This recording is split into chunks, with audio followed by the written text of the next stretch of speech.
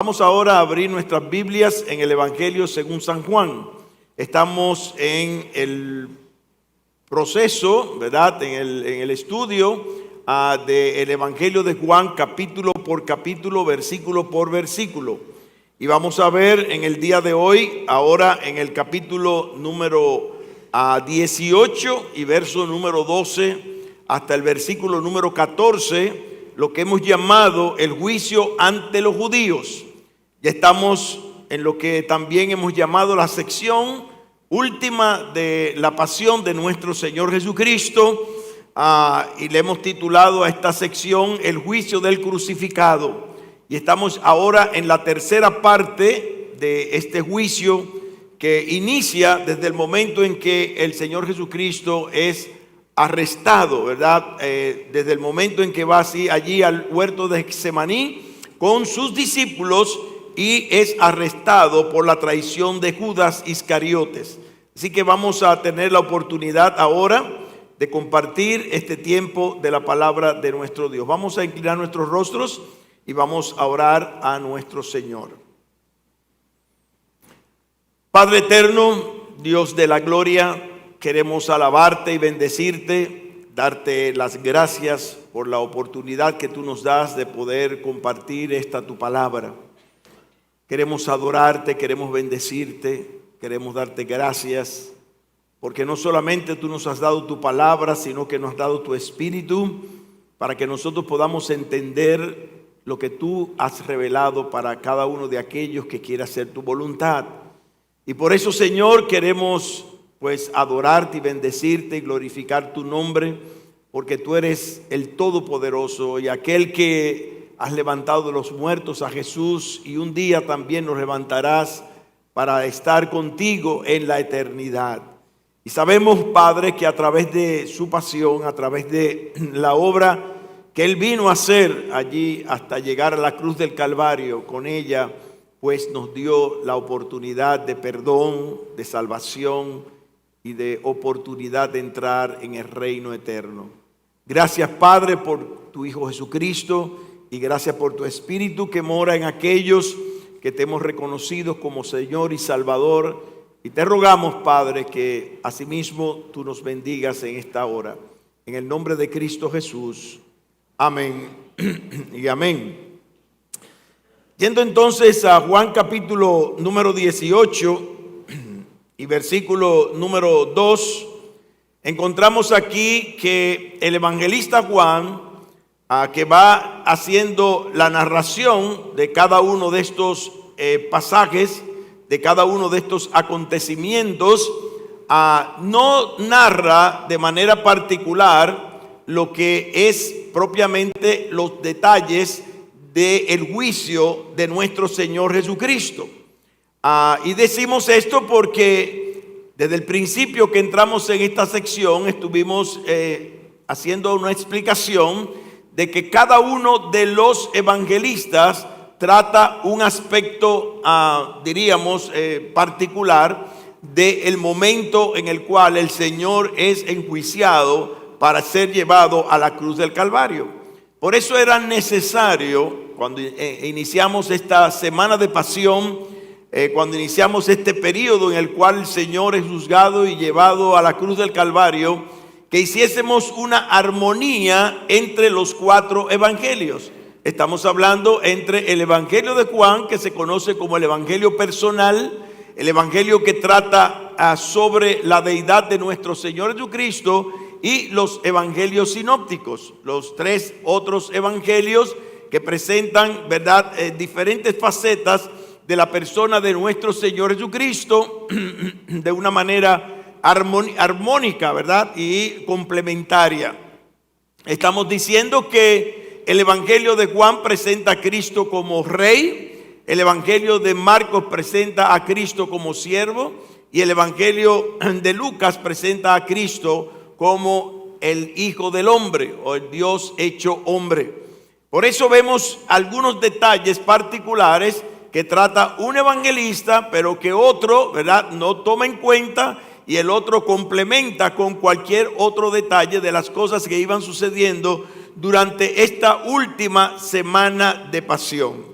En el capítulo número 18 del Evangelio de Juan se presenta el arresto de Jesús.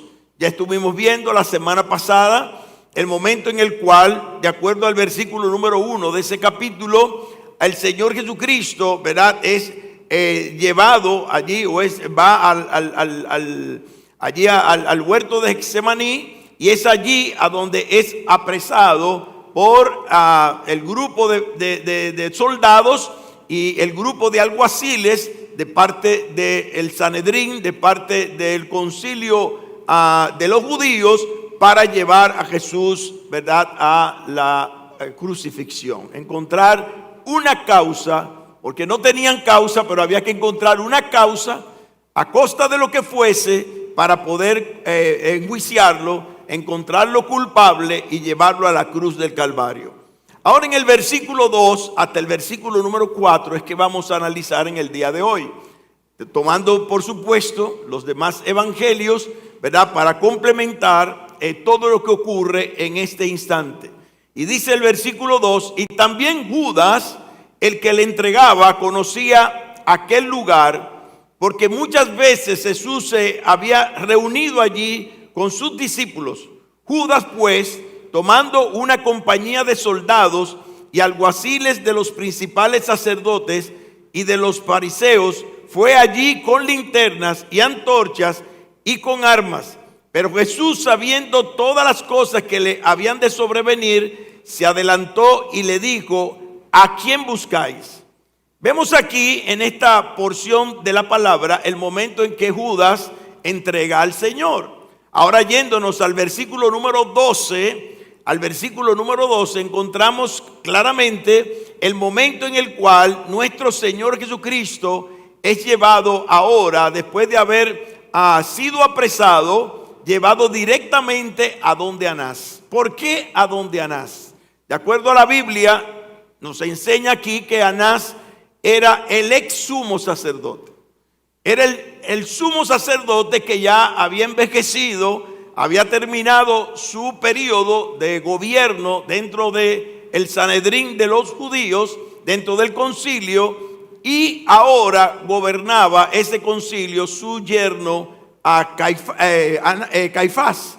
Anás, como vemos en esta porción de la Escritura, recibe a nuestro Señor Jesucristo, y vemos allí algo particular.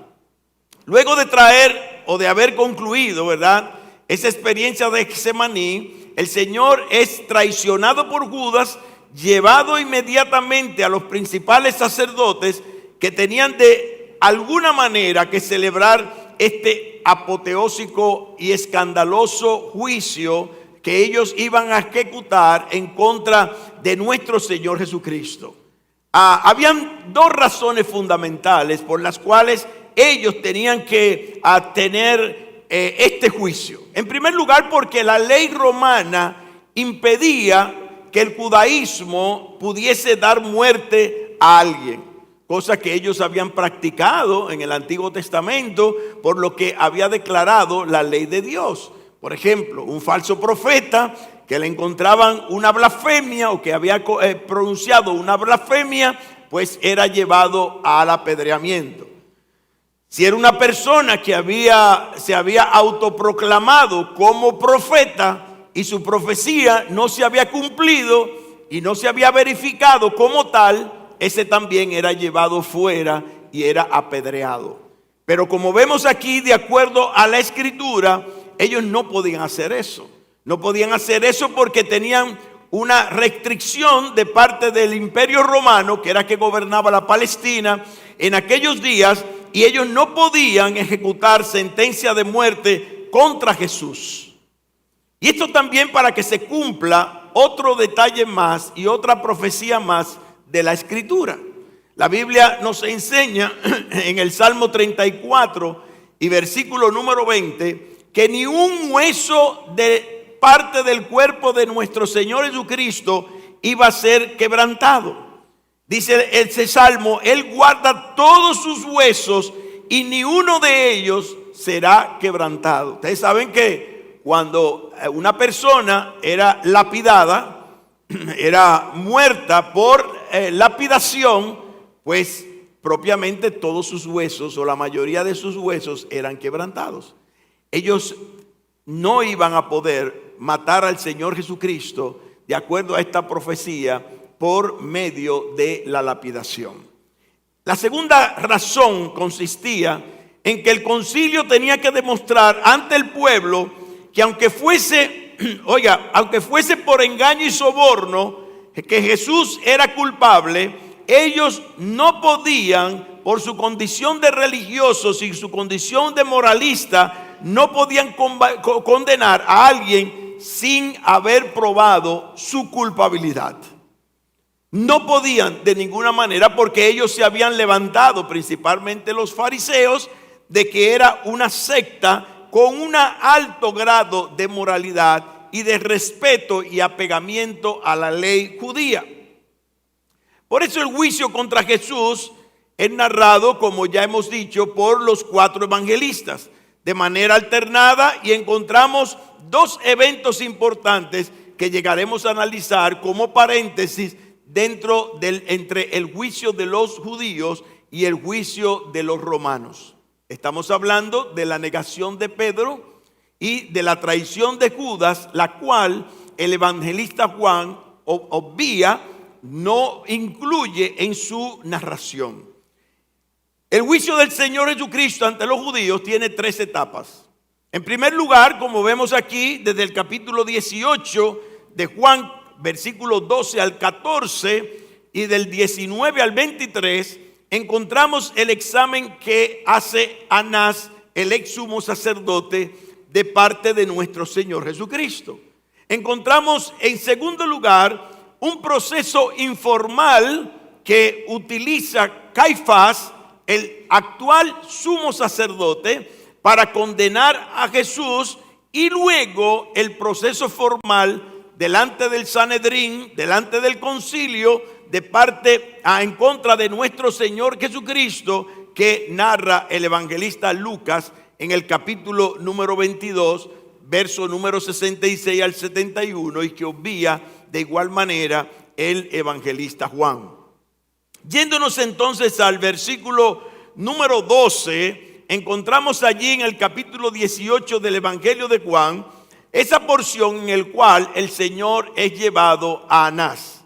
Dice: entonces la compañía de soldados, el tribuno y los alguaciles de los judíos prendieron a Jesús y le ataron y le llevaron primeramente a Anás, porque era suegro de Caifás, que era sumo sacerdote aquel año. Ahí se aclara la familiaridad y la posición desde el punto de vista religioso que tenía este hombre. Aparentemente, o por lo que se narra aquí, era una persona que no solamente había sido influyente dentro de lo que era el pueblo de Israel o el pueblo judío, sino que todavía fuera de su oficio tenía cierta preponderancia dentro de lo que era ese concilio.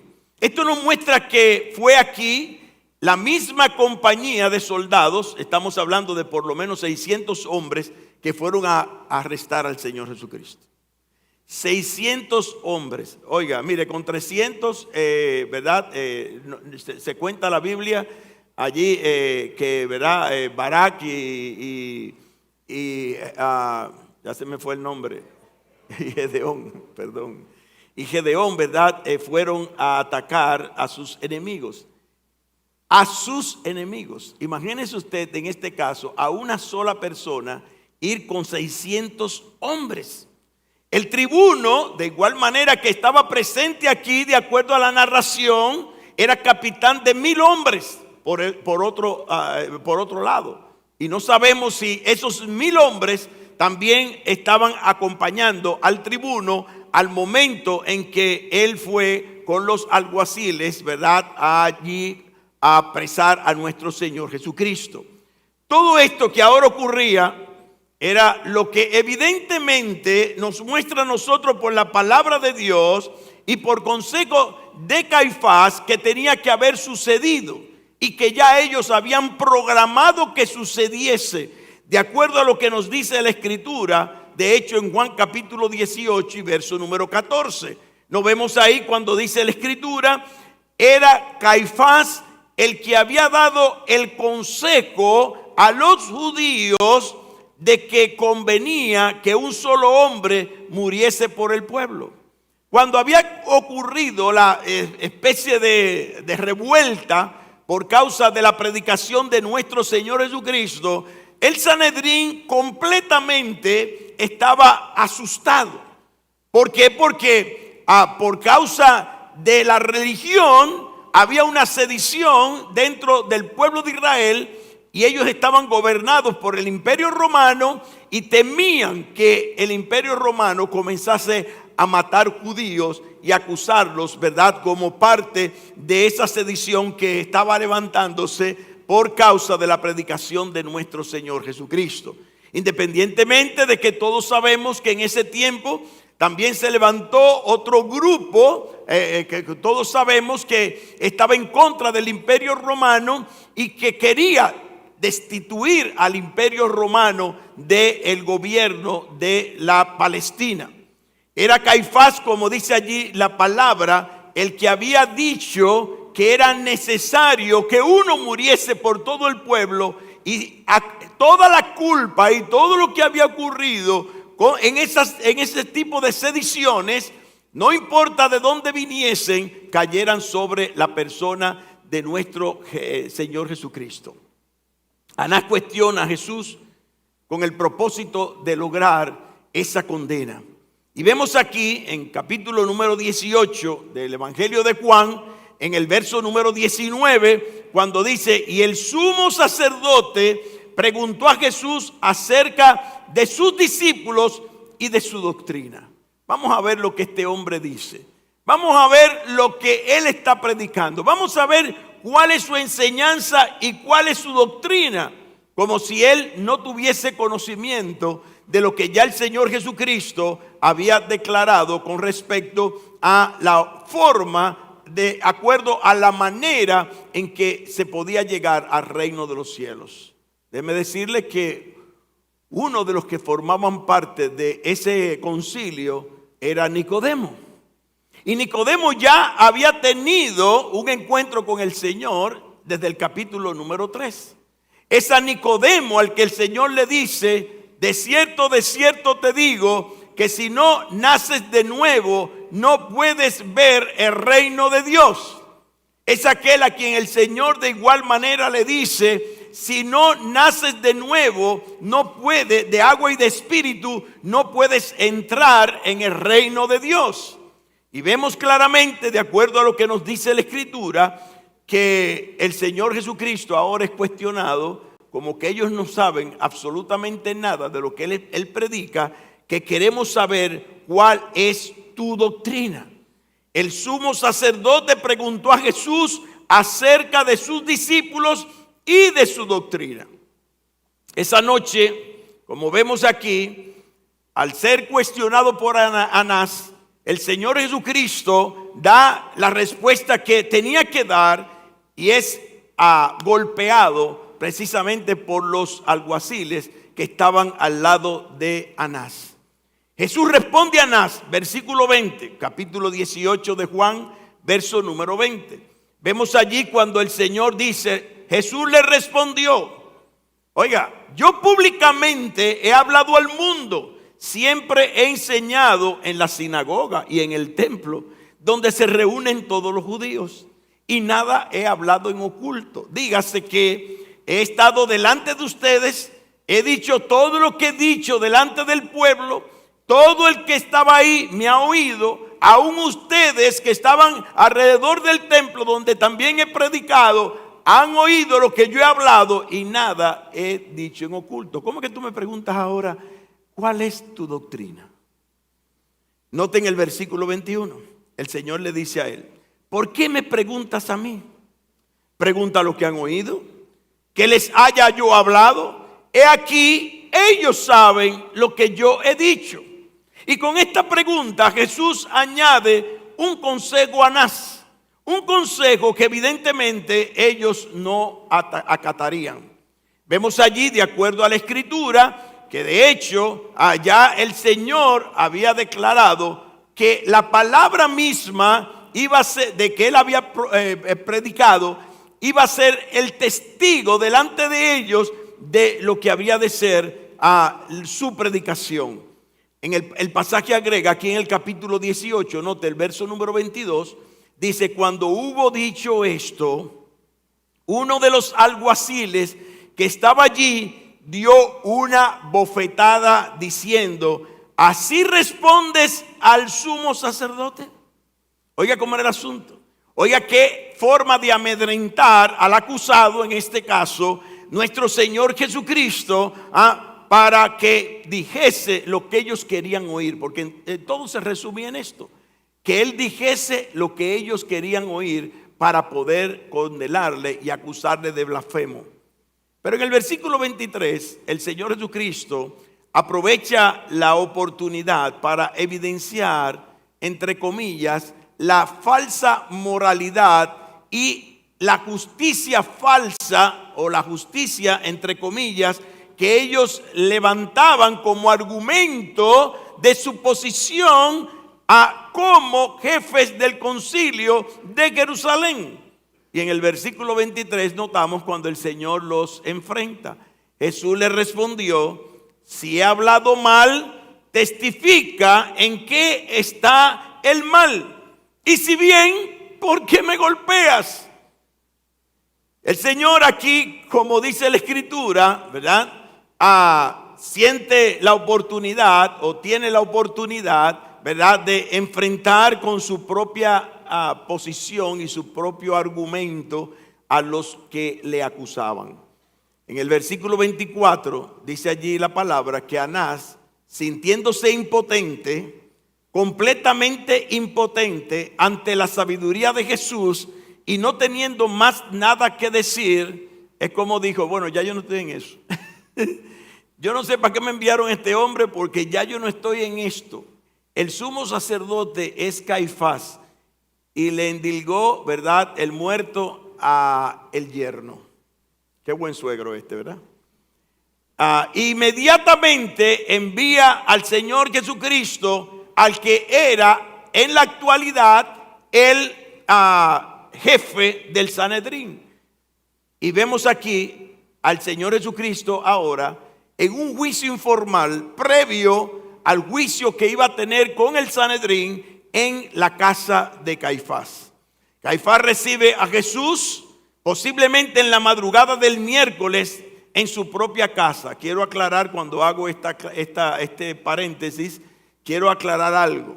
Hay una discusión de los días en que murió el Señor, y el día en que resucitó, y el día que fue apresado, y el día que fue llevado a la cruz del Calvario. Yo soy el de sentir, como dice la Escritura, que el Señor pasó 3 días y 3 noches literalmente en el vientre de la tierra. Y por esa razón entendemos que el Señor Jesucristo tuvo que haber sido crucificado un miércoles en la noche, o dígase, acuérdese que la división de los días judíos era a las 6 de la tarde. O sea que posiblemente el jueves a las 6 o el miércoles a las 6 de la tarde, comenzando el día jueves, que aparentemente, de acuerdo a la historia, era un día de gran solemnidad, allí fue crucificado nuestro Señor Jesucristo, para que Él hubiese resucitado el sábado a las 6 de la tarde, al momento en que se cumplían los 3 días y las 3 noches. ¿Por qué? Porque la Biblia nos enseña que como Jonás pasó 3 días, si hubiese dicho solamente 3 días, yo hubiera estado de acuerdo con la doctrina o la enseñanza de que el Señor pasó parte del viernes, todo el sábado y parte del domingo, que es como generalmente, de hecho, la Iglesia Católica celebra lo que es la semana de pasión. O sea, crucificando al Señor Jesucristo el jueves en la noche o en la tarde, al anochecer, pasando el viernes y después resucitándolo el domingo en la mañana.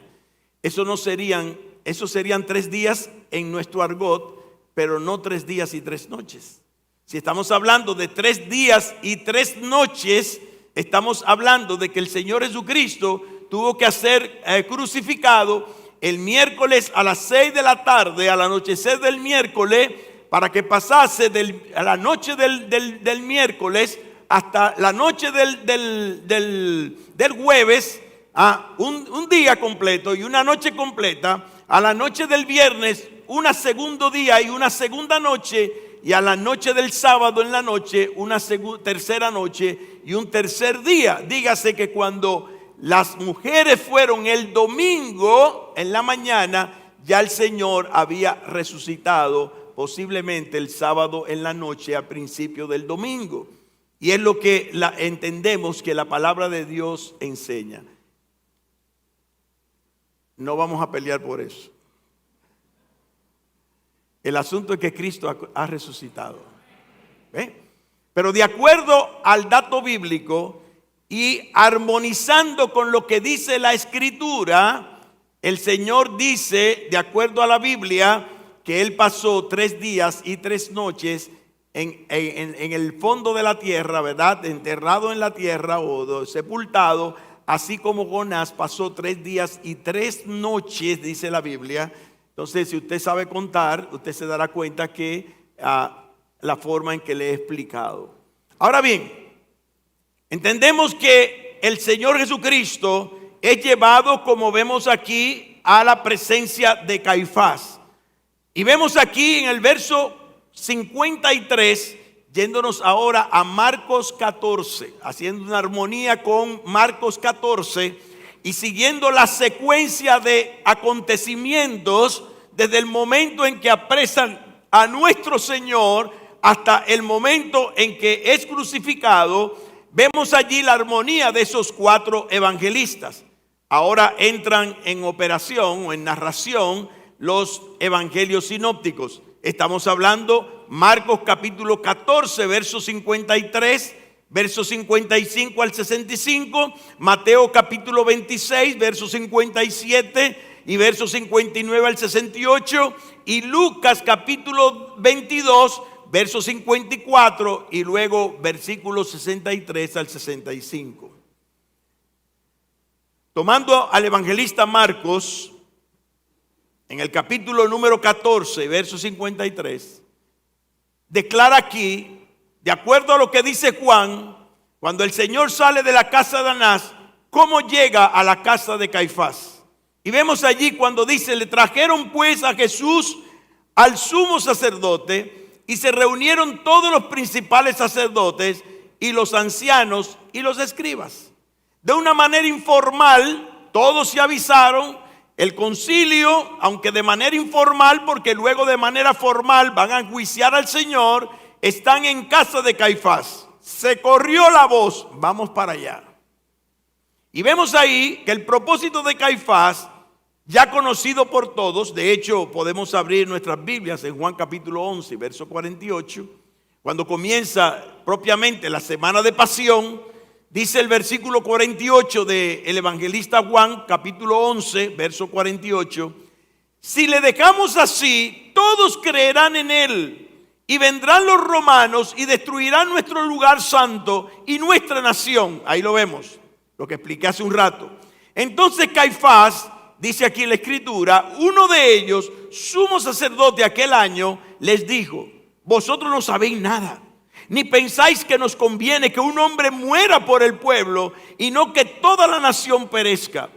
Esto no lo dijo por sí mismo, sino que como era el sumo sacerdote aquel año, profetizó que Jesús habría de morir por la nación. Y no solamente por la nación, sino también para congregar en uno a los hijos de Dios que estaban dispersos. Así que desde aquel día acordaron matarle. Usted recuerda que hasta una burra habló de parte de Dios. ¿No iba a hablar Dios a través de la boca de este Caifás? Y vemos allí cuando la escritura nos enseña que él había profetizado lo que evidentemente estaba dentro del plan de Dios. Y es por esta causa que Caifás hace todo lo que habría de hacerse, todo lo que estaba en su mano para poder acusar y condenar al Señor Jesucristo de alguna manera, como Él lo había planificado, y no entendía que era ese el plan de Dios. En Marcos capítulo 14, ahora en el verso 55 al verso 59 dice: y los principales sacerdotes y todo el concilio buscaban testimonio contra Jesús para entregarle a muerte, pero no lo hallaban, porque muchos decían falso testimonio contra él, mas sus testimonios no concordaban. Entonces, levantándose unos, dieron falso testimonio contra él diciendo: nosotros le hemos oído decir que derribaré este templo hecho a mano y en 3 días edificaré otro hecho sin mano. Pero ni aún así concordaban en el testimonio. Y vemos aquí que el grupo de hombres que estaban en el Sanedrín y que formaban el Sanedrín, que habían sido convocados o habían ido a la casa de Caifás. Mateo capítulo 26, vaya allí ahora, verso 57, y vaya anotando esos textos de la palabra de Dios. Encontramos allí cuando dice la Escritura: los que prendieron a Jesús le llevaron al sumo sacerdote Caifás, a donde estaban reunidos los escribas y los ancianos. ¿A qué se está refiriendo? Se está refiriendo al concilio o al que es llamado Sanedrín.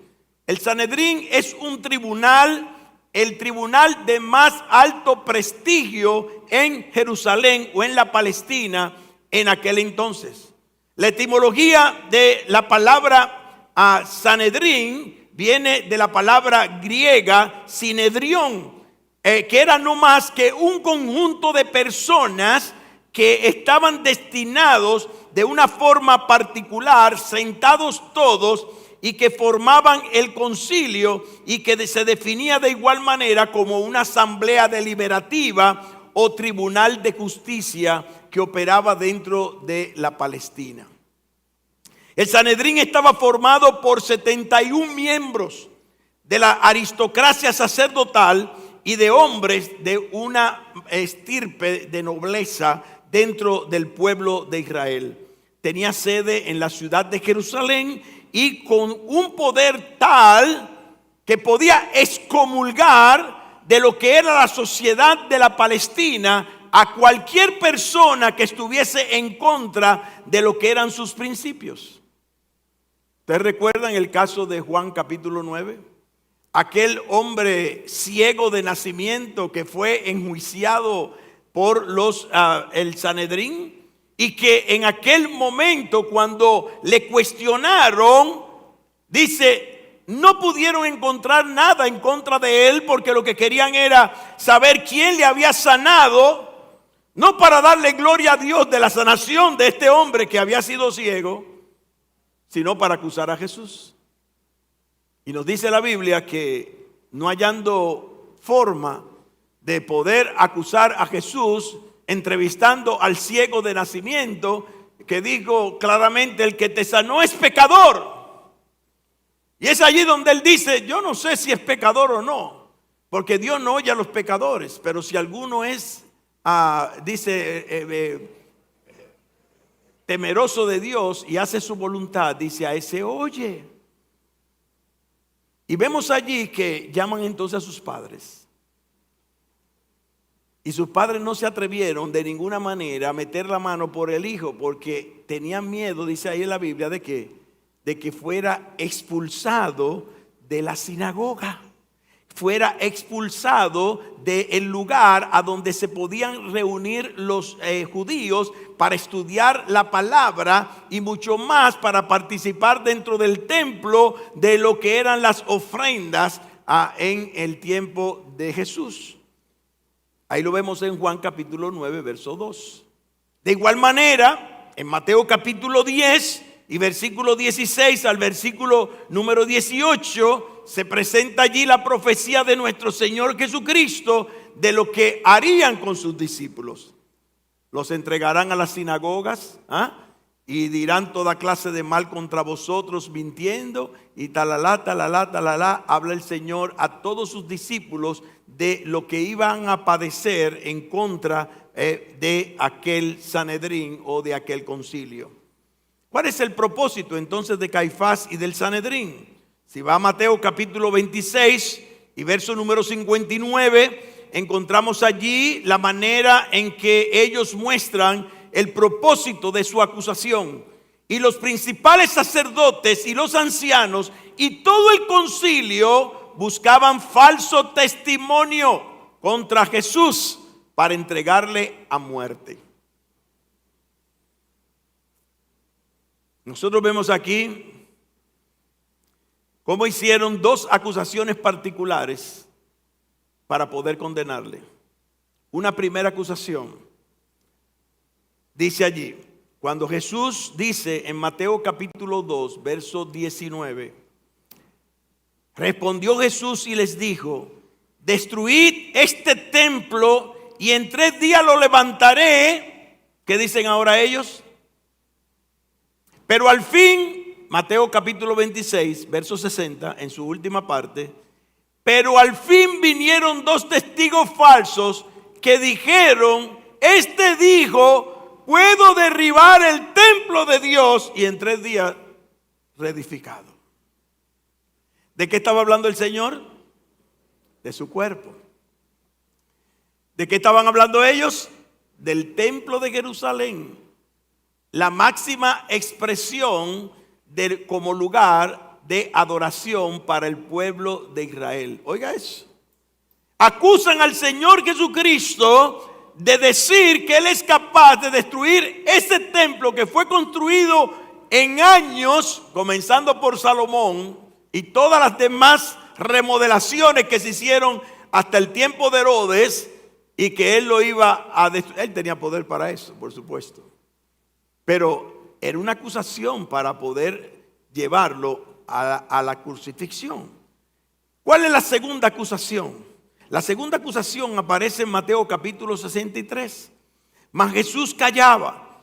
Entonces el sumo sacerdote le dijo: te conjuro por el Dios viviente que nos digas si eres tú el Cristo, el Hijo de Dios.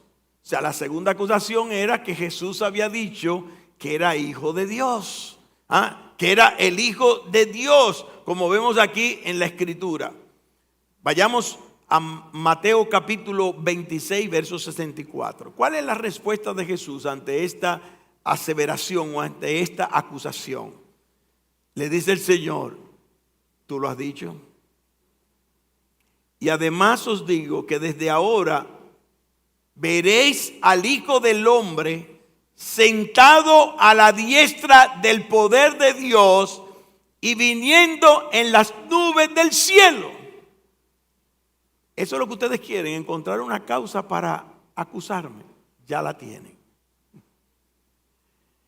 Pero no es que yo soy hijo de Dios, es que ustedes me verán a mí, como dice aquí la Escritura, sentado a la diestra del poder de Dios y viniendo en las nubes del cielo. Y está haciendo una profecía de lo que va a ser la segunda venida de nuestro Señor Jesucristo, cuando Él venga en gloria, como el Señor de señores y el Rey de reyes, y como dice la Escritura, y todo ojo le verá. Fue tanto el impacto que causó esta declaración de nuestro Señor Jesucristo, acompañado por supuesto con un bulto tremendo, como decimos los dominicanos. Usted sabe cuando uno quiere hacer un bulto de algo y ponerlo más grande. Miren la reacción del sumo sacerdote. Capítulo 26 de Mateo, verso 65. Entonces el sumo sacerdote rasgó sus vestiduras diciendo: ¡ha blasfemado! ¿Qué más necesidad tenemos de testigos? He aquí ahora mismo habéis oído su blasfemia. Y me imagino el bulto que este hombre hizo, ¿verdad? Cuando hacen películas de ese tiempo, ponen a a los artistas a hacer toda clase de bultos ahí para mostrar el gran pecado que cometió el Señor al decir no solamente que era hijo de Dios, sino que lo verían sentado a la diestra del poder de Dios y viniendo en las nubes del cielo. Y según Caifás, con esta acusación, ya Jesús merecía la muerte, pero de ninguna manera, como ya hemos dicho, ellos podían ejecutar esa muerte. Y por eso tenían que reunir ahora de forma oficial a todo el Sanedrín para poder ejecutar, ¿verdad?, una sentencia de muerte y llevarlo a los romanos para que los romanos lo acusasen. Y es allí, ¿verdad?, cuando envían al Señor Jesucristo a la persona de Pilatos. Ya lo veremos el próximo domingo, o el próximo, porque vamos a entrar el próximo domingo en el paréntesis de la negación de Pedro que aparece aquí en esta sección de la Escritura y la traición de Judas. Entonces Caifás, como sumo sacerdote aquel año, reúne a todo el concilio y ahora es Lucas el que trata de manera detallada este momento de la historia de nuestro Señor. Lucas capítulo 22, vaya allí y versículo 66. Si usted tiene una Biblia o una armonía de los 4 evangelios, hay un libro que se llama así, Armonía de los 4 evangelios. Si usted quiere, usted entra a Mr. Google y usted pone Armonía de los 4 evangelios y gratis usted puede bajar, ¿verdad?, una página, ¿verdad?, donde aparecen los 4 evangelios en 4 columnas, y cómo de manera consecutiva, cronológica, van narrando los hechos y comparando de forma armónica cada uno de estos acontecimientos. ¿Y por qué hoy estamos yendo de Juan a Mateo, de Mateo a Marcos, de Marcos a Lucas? Porque así podemos tener una secuencia completa de todo lo que ocurrió hasta el momento de la crucifixión, que es lo que estamos tratando de hacer en esta exposición. En Lucas capítulo 22, verso 66 dice: cuando era de día, se juntaron los ancianos del pueblo. O sea que se pasaron la noche completa en la casa de Caifás, haciendo todo el alboroto y todo el espaviento que hicieron la noche anterior. Cuando era de día, se juntaron los ancianos del pueblo, los principales sacerdotes y los escribas, y le trajeron al concilio diciendo, vamos a dejarlo ahí. Jesús está enfrente al más terrible tribunal de Israel, delante del cual muchas rodillas se habían, ¿verdad?, doblado. Como dice aquí la Escritura, eran aquellos a que de manera implacable hacían lo que hacían, disolvían lo que tenían que disolver, mataban al que tenían que matar, injuriaban al que tenían que injuriar, y no había quien se opusiese a ese tremendo tribunal. Ese concilio era un concilio eminentemente cruel y devastador. Era un concilio, como vemos aquí, que no le importaba si aquel que era acusado tenía razón o no, sino que ellos cumpliesen sus propios propósitos, como vemos en la palabra del Señor. De tal manera que esa persona acusada fuera quitada de en medio, y más si esa persona quería opacar o quería minimizar el poder y la autoridad que tenía el Sanedrín ante la nación de los judíos. El Señor Jesucristo enfrenta aquí de manera magistral a sus enemigos y nuevamente está presto, como vemos aquí, a contestar. No obstante había sido abusado en su persona, en su físico, dice, había sido maltratado no solamente en la casa de Anás, no solamente en la casa de Caifás, de forma tal que él como que quisiese que llegase el momento final en el cual entregara su vida. Donde a Anás le dieron toda clase de bofetadas, Ahí está en Juan capítulo 18, verso número 22, como lo testifica el mismo apóstol Juan. El apóstol Juan seguía al Señor Jesucristo en todo el momento del maltrato que el Señor Jesucristo tuvo. Dice la Escritura, y él fue un testigo de primera mano de lo que allí estaba aconteciendo, a diferencia, ¿verdad?, de Marcos, o a diferencia, ¿usted recuerda el caso de Marcos, que salió huyendo y le agarraron el manto y hasta salió desnudo? Dice la Escritura, ¿verdad? Pero ahí estaba de primera mano el apóstol Juan. Después, donde Caifás le infligieron toda clase de golpes, como también dice Lucas en el capítulo 22, versos 63 al 65. Y vemos claramente que con estas acciones ellos trataron de minimizar la fuerza de nuestro Señor Jesucristo. Si vemos Lucas capítulo 22 ahora, verso 67, ¿cuál fue la pregunta del Sanedrín en primer lugar? ¿Eres tú el Cristo? Ya no solamente el problema era si era hijo de Dios, ahora es si tú eres el Cristo. Y el Señor dice aquí, si os lo dijere, no creeréis. Y también si os preguntare, no me responderéis ni me soltaréis. Pero desde ahora, oiga, vuelvo otra vez, lo mismo que digo en casa de Caifás aquella noche. Pero desde ahora el Hijo del Hombre se sentará a la diestra del poder de Dios. Y está citando una profecía dada en el Salmo 110 y versículo número 1. Y en Daniel capítulo 7, verso número 13 al verso 14. Allí en esos textos de la palabra de Dios ya se había declarado la manera en que el Hijo del Hombre se sentaría a la diestra del poder de Dios en victoria. Y vemos aquí cómo ellos declaran inmediatamente la sentencia de condenación a muerte.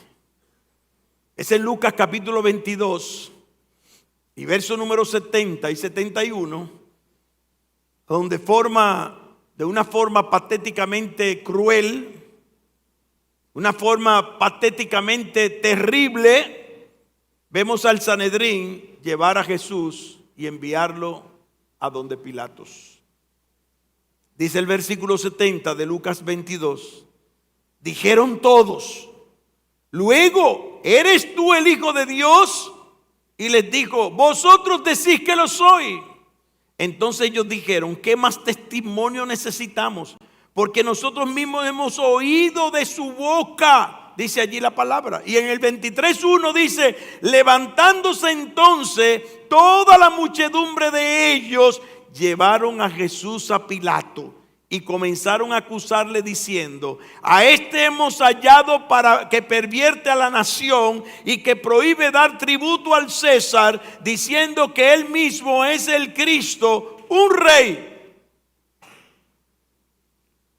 Porque diciendo que era hijo de Dios y que estaría sentado a la derecha del Padre, ¿verdad?, y que vendría en gloria, solamente ofendía a quienes, a los judíos. Pero ahora, sacándole de la boca que él era el Cristo, ¿usted sabe lo que significa el Cristo? El ungido.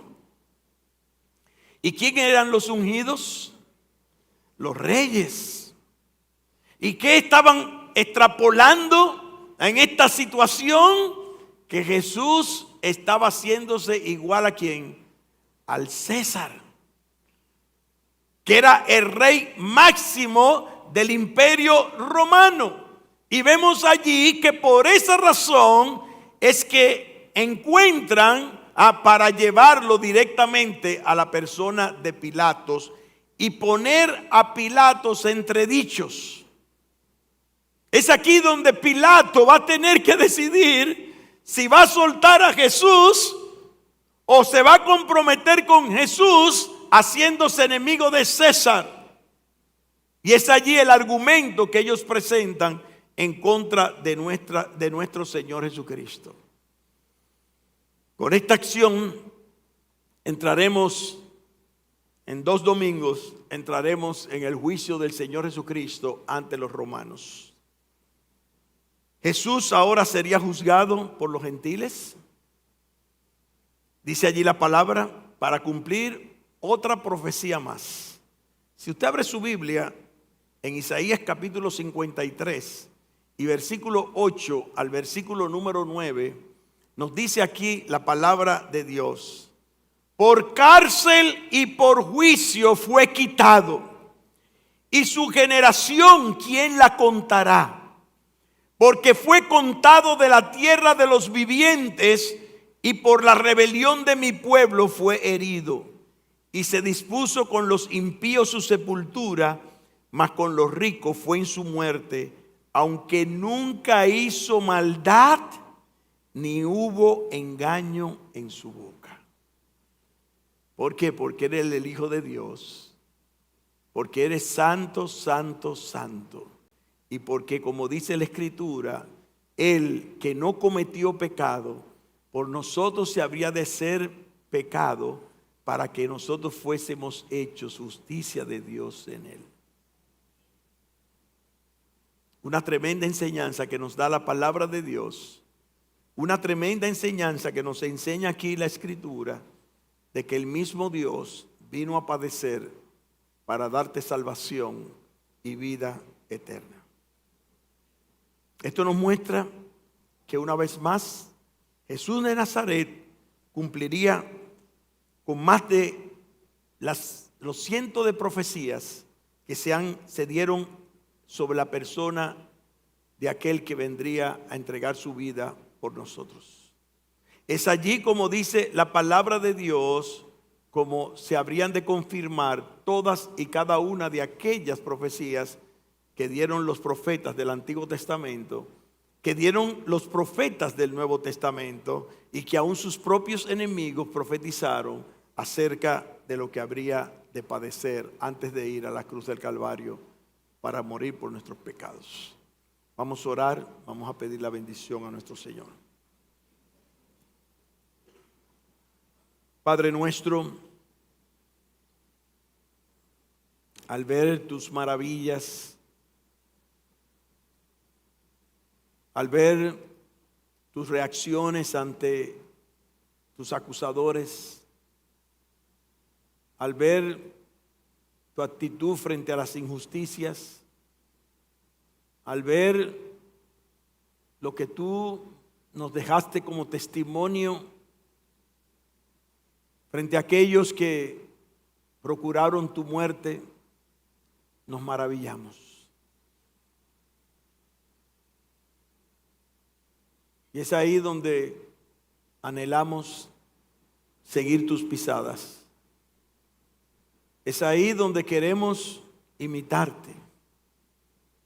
En el poder de tu Espíritu y con la fuerza que tú nos das para poder hacer tu voluntad perfecta y soberana.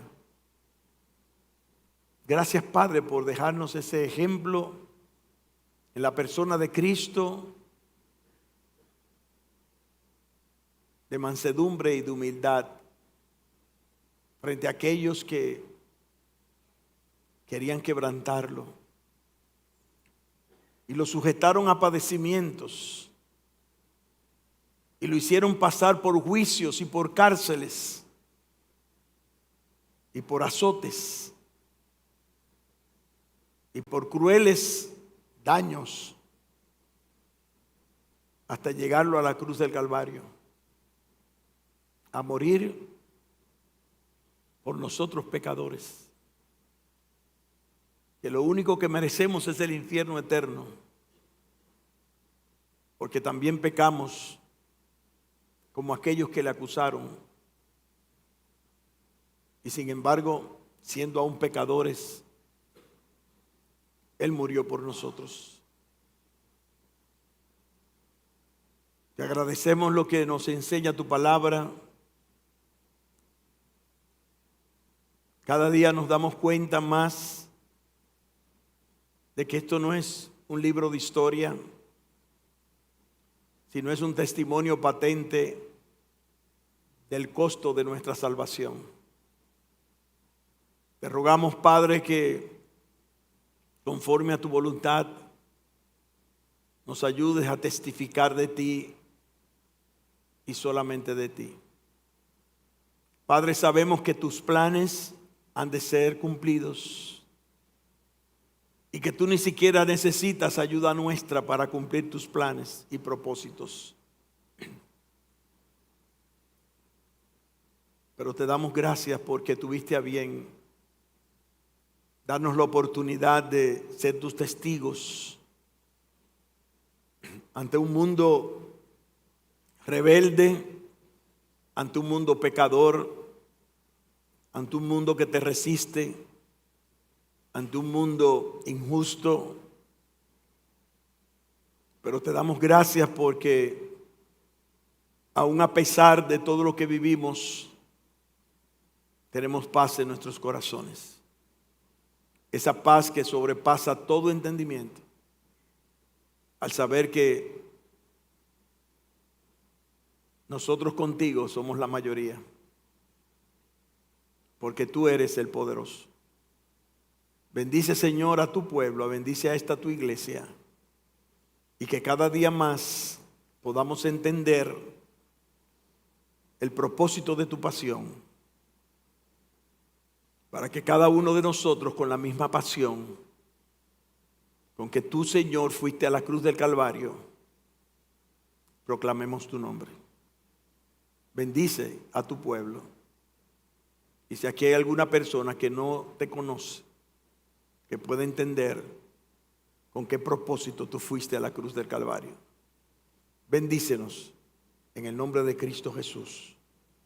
Amén y amén. El Señor les bendiga. El Señor les bendiga. Amén. Amén.